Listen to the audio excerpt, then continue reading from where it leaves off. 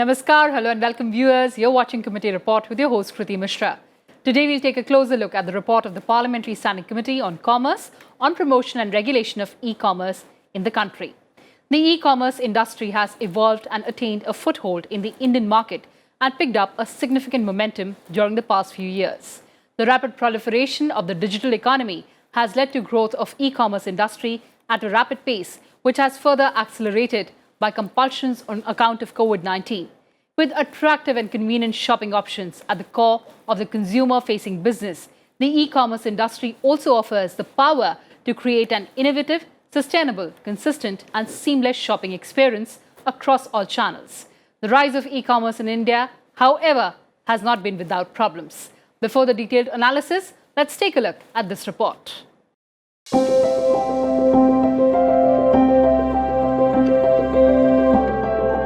At the heart of the rapid expansion of e-commerce is the multiplicity of benefits that e-marketplace offers to both sellers and consumers. The parliamentary panel observes that e-commerce market in India exhibits a clear pattern of concentration where few e-marketplace giants hold control over a large part of the market, making them indispensable for sellers or businesses seeking access to such e-marketplaces, sizable online consumer bases. Various problems that are identified and concerns that have been identified for different sectors, manufacturers and seller, the problems that are being faced by the manufacturers, sellers, problems that are being faced by customers, by problems that are faced by e-commerce platform, and problems of delivery personnel, and then also the government, what the government has to do in this regard. We have made appropriate recommendations. Mandatory registration is one. All the e-commerce companies with DPIIT should be mandatorily registered to streamline the regulation of e-commerce. The committee feels that frequent changes to policy are against the ethos of ease of doing business as it brings uncertainty in the policy regime. The committee therefore recommends that a stable FDI policy regime be ensured in the e-commerce sector to bring about certainty and boost the confidence of potential investors.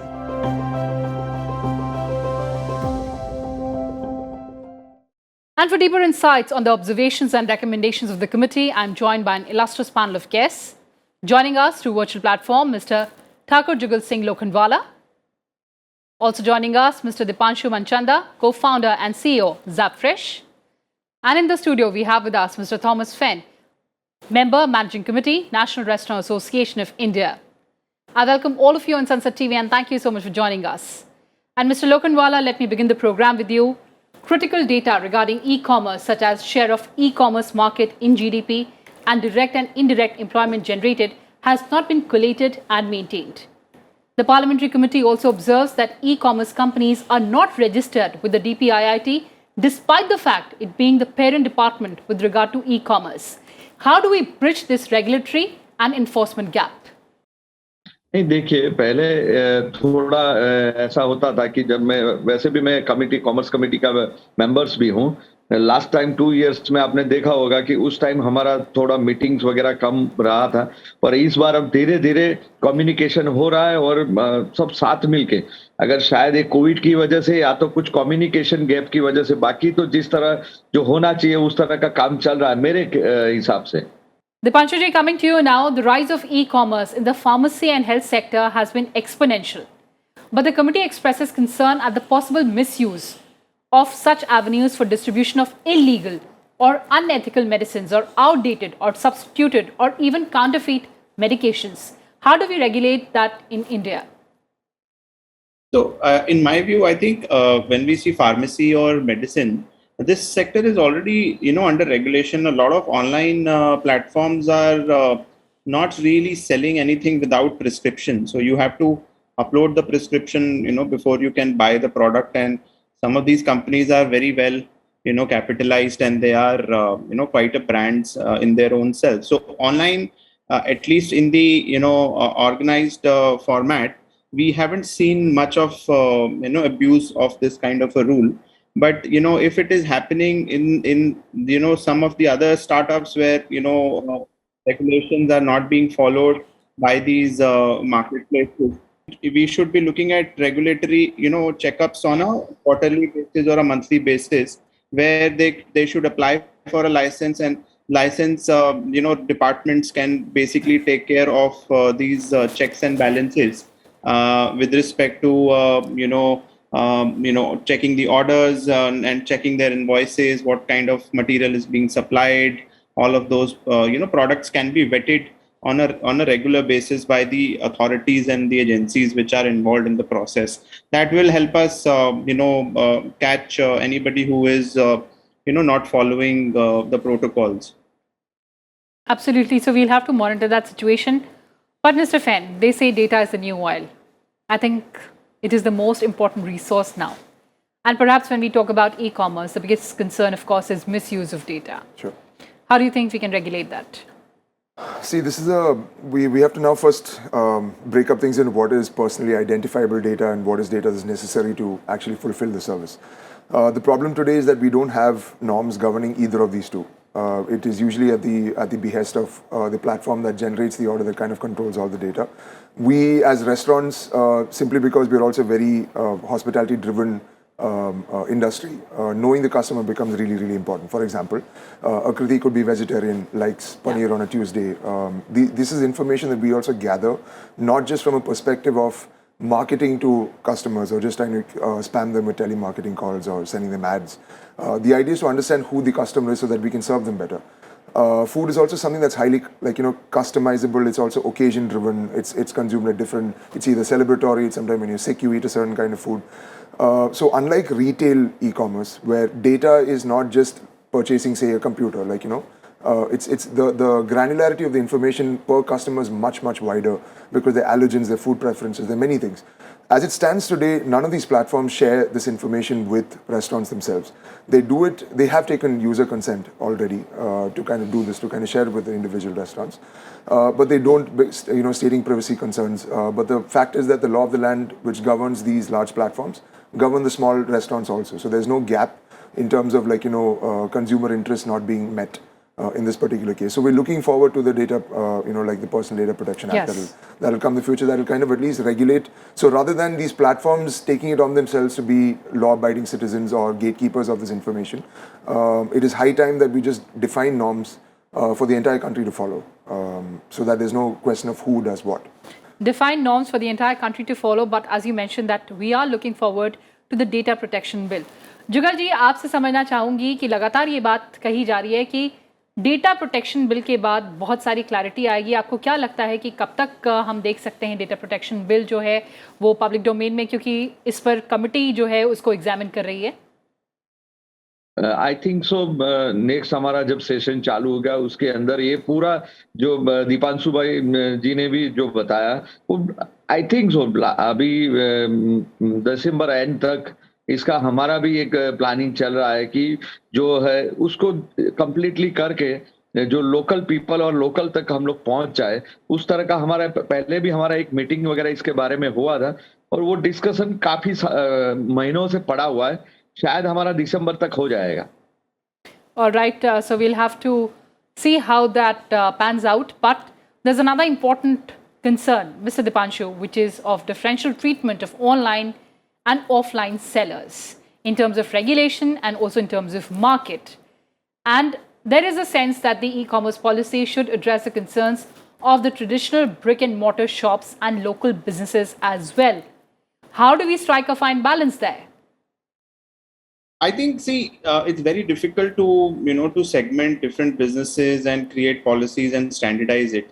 There are ways to bring a red tape for each and every sector of as a category industry of a business, but sub-segmenting it and sub-categorizing it in terms of offline, online will create more challenges for everybody involved to follow through. So I don't think so that it's the right way to do it. We will have to follow a standardized format which applies to both the businesses.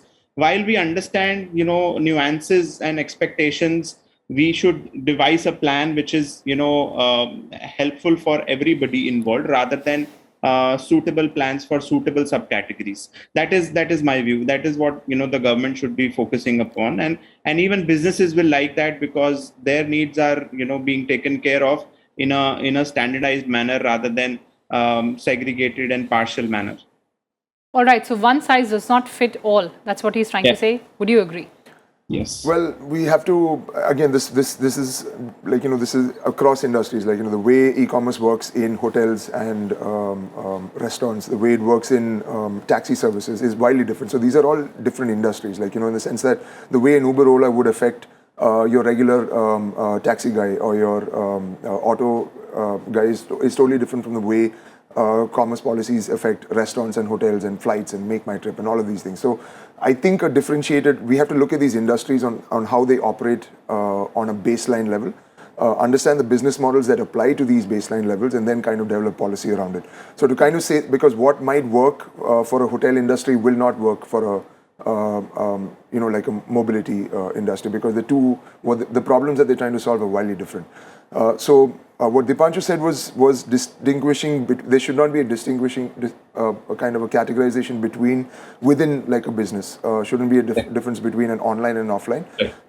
I partially agree that it varies from industry to industry. So I think which is why the committee is kind of trying to really go through this with a fine-tooth comb, as they rightly should, to understand what works for the industry and how can we best serve them. Absolutely. So the policy should actually take into account different stakeholders. That's what you're trying to say. Absolutely. Let me take that to Jugalji. Jugalji, लगातार कहा जा रहा है कि जो draft e-commerce policy है उसको एक तो जल्दी आना चाहिए, और दूसरी बात ये भी है कि स्टेक होल्डर्स जो हैं, सबकी डिफरेंट रिक्वायरमेंट्स हैं, सबकी डिफरेंट परेशानियां हैं, तो उसका एक समन्वय बनाकर किस तरह से सरकार आगे बढ़ेगी, आपको क्या लगता है? जैसे बता रहे थे मेरे आगे के वक्ता कि स्कूटर्स, मतलब ऑटो चलाने वाले हैं, या तो जो बेसिक जो लोअर लेवल के पीपल है, जो छोटा काम करते हैं, उसको कैसे इंफ्रास्ट्रक्चर में सेट करें और किस तरह उनको बेसिक हम स्टैंडर्ड। तो एक पॉलिसी इंडियन गवर्नमेंट अभी जिस तरह हमारा, आपने देखा होगा कि लास्ट टाइम हमारा बजट के अंदर भी कि छोटे से छोटे लोगों को भी लोकल टू वोकल जो चीजें हैं उसमें काफी सारे हम लोगों ने रियायतें भी दी है, और उसको एक समान वर्ग से उनको किसी तरह स्टैंडर्ड उनको खड़ा किया जाए। तो अभी जिस तरह की परिस्थितियां चलती रहती है उसके अंदर कई बार क्या रहता है कि छोटा जो लोग होते हैं, छोटे काम जो करते हैं, उनको एक बैलेंस करने के लिए अलग अलग स्टेट वाइज, और उनके एक हमारा कमिटी का हर एक स्टेट वाइज हम लोग जाते हैं, वहां का ब्यौरा करते हैं, और उसका जो भी है उसका समन्वय करके वो एक बैलेंस करने का, I think so next year तक ये कंप्लीटली रेडी टू गो में आ जाएगा। All right, but Deepanshu, we agree that e-commerce has created massive employment opportunities, but there are grave concerns about the working conditions. Do you think that we need a proper policy, regulation, monitoring of working conditions, insurance, social security, and other benefits for the workers? So, I would not say that we haven't done much. There are many best practices which the best of the startups are following. Whether it is blue collar or corporate level, we already have systems and a lot of guidelines from state and central level in terms of insurances and covers, etc. And what we've seen is that companies do take it seriously. But it's just the size of the organization and the pace of the organization, could create some bottlenecks for both the parties, the one which is giving and the one which is receiving. But as per guidelines, I think most of the startups are audited, by best of the firms. So they cannot rule out anything which is from the government side need to be followed at a manpower and at a people level. Whether it is health insurance, or it is health and safety, or it is work-life balance, whatever it is. I think many, and especially after COVID, I think we've become very agile and more collaborative efforts are happening. So in my view, the pace of the organization does impact the mental and the physical aspect of the workforce. For that, provisions are already there. but it's a matter of individual who is working in that organization, how he is able to cope up but everything is at is accessible to all the people with desired relevant departments involved and giving them support. So support from a corporate and a startup level is there. Pressures are mounting. Performance pressures are very high. So those are the things which are very subjective and individual, different for individual to individual. जुगल जी, जैसा कि दीपांशु बता रहे हैं कि performance level उस पर बहुत ज़्यादा प्रेशर होता है। हम देखते भी हैं कि डिलीवरी हो जाएगी 5 मिनट में, 10 मिनट में, अगर इतनी देर में डिलीवरी नहीं हुई तो आपका खाना फ्री है। ऐसे में वर्किंग कंडीशंस पर किस तरह से ध्यान दिया जा सकता है? देखिए, वो एक प्राइवेट ऑर्गेनाइजेशन जब करते हैं, हम लोग सिंपली, दीपांशु जी ने बताया कि हम नॉर्मली पिज्जा हम मंगवाते हैं तो डिलीवरी वाला बताते हैं, और वो सर्विस देने के लिए ये एक एक्चुअली देखिए, एक अभी नया इंडिया, नया शो, नया इंडिया अभी बन रहा है। तो नई पॉलिसी, नया यंगस्टर अभी ये सोच रहा है कि हमें एक कैसे हम लोग अपने को इम्प्रूव कर सके, और किस तरह का प्रधानमंत्री नरेंद्र मोदी जी जिस तरह हमारे वर्ल्ड वाइड हम लोग एक प्लेटफॉर्म खड़ा होके बैठे हैं, तो आज हम में भी एक कॉन्फिडेंस आया है कि हमारा लोकल टू वोकल हो या कोई भी प्रोडक्ट हो या कोई भी जगह, कहीं भी हम लोग एक स्मार्ट बन के और स्मार्ट कर सकें। तो ये ओवरऑल कॉन्फिडेंस अंदर से आता है, और देश इस तरह अभी जो कर रहा है, मैं आई थिंक मैं दीपांशु जी को बहुत ही अप्रिशिएट करता हूं कि ये अच्छी बात है कि आपने जो क्वेश्चन किया और जो भी बात बताई, क्योंकि आने वाले वक्त में हमारा जो जनरेशन है वो पर्टिकुलरली मिनट टू मिनट जाने वाला है और बेस्ट परफॉर्मेंस देने वाला है। I think so much better कि हम लोग थोड़ा इसको मोटिवेशन करते रहे, जहां भी रहे, जिस तरह भी रहे, और जिस तरह हमारा भी एक फर्ज बनता है कि हम भी उस तरह का काम करें। Mr. Fenn, what do you say? That there is a collaborative approach or not? I know that you're on the other side of the fence. There is no. So I'll speak entirely from the lens of the restaurant industry. Please do that. Right. So what Deepanshu is actually referring to is people that are on the company's rolls. What we're not talking about are the gig workers, the delivery riders, the people that deliver your food, deliver your groceries, deliver your pharmacies. These are not, if you really inspect whether these people are actually on the rolls of these companies, they're not. They're called what are called contract employees. Yeah. Now, contract employees do not have the same rights that an employee on rolls does. So there is no compulsion for a company to provide health insurance, to provide standardized wages, to provide, because the idea is that if this person can come in and come out, he can choose his working hours, he can even leave the working force as much as possible when he chooses to do so. So these protections that Deepanshu was talking about actually does not apply to your average delivery rider. They are clocking about 15 to 16 hours a day. Now we're talking today that their wages are then adjusted for increases in fuel costs and inflation. These are conversations we're having today. We've been in the digitally, e-commerce space for the last 7 years.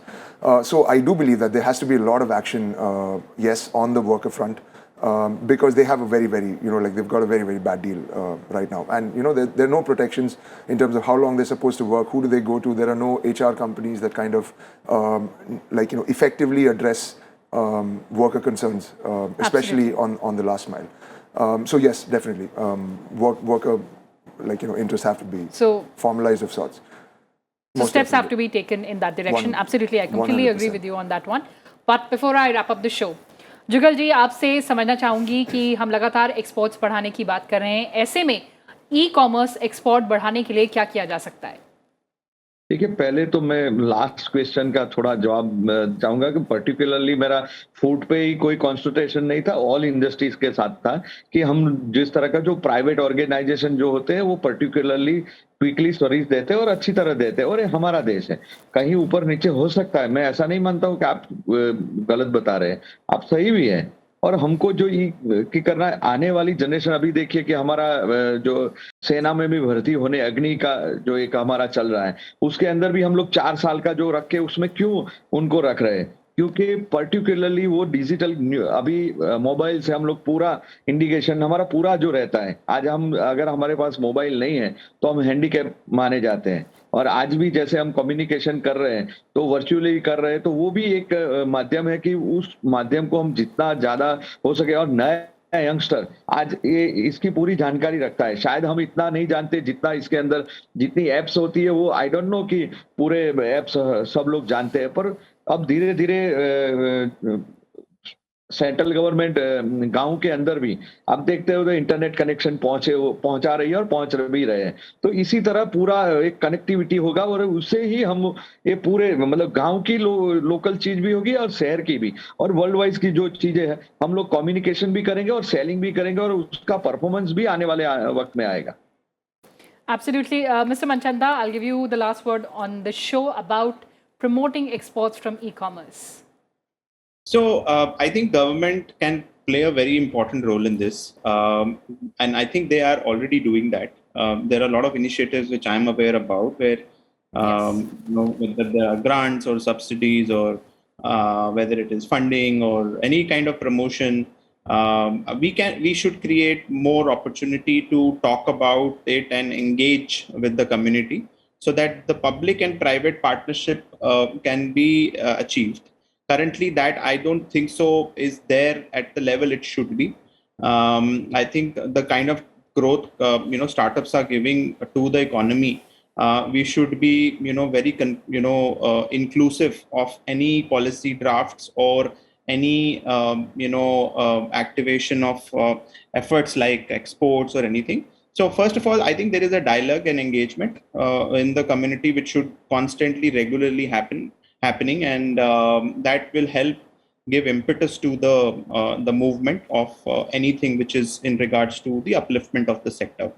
And how we can do it, I think there is a government portal also. Government is doing a lot of things in order to push the exports, but logistics, compliances, export licenses, etc. If information around that pertaining to a certain every sector can be made available to the companies and to the startups, and along with that there could be trade exchanges or technology exchange which happens with different countries. I'm part of some of these networks and communities, so I know there is movement, but still there needs to be a greater movement which I would like to see, so that startups know the potential and the opportunity which exists out there without being restricted by lack of knowledge or any kind of constraint with respect to understanding the norms,